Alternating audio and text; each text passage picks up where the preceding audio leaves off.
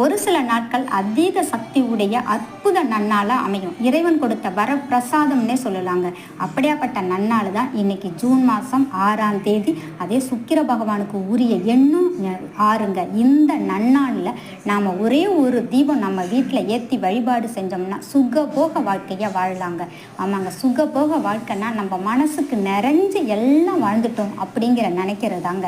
அப்படியாப்பட்ட சுக்கிர தசை நம்ம குடும்பத்திலையும் அடிக்க இந்த தீபத்தை ஏற்றுங்க.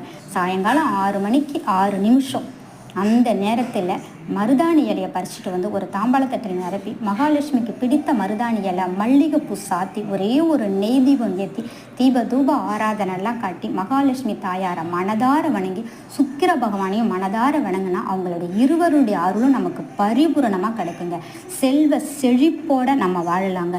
இந்த ஒரு வரி மந்திரத்தை ஒரு 6 முறை நீங்கள் உச்சரித்தாலே போதுங்க. ஓம் ஒரு சில நாட்கள் அதீத சக்தி உடைய அற்புத நன்னாளா அமையும். இறைவன் கொடுத்த வரப்பிரசாதம்னே சொல்லலாங்க. அப்படியாப்பட்ட நன்னாள் தான் இன்னைக்கு ஜூன்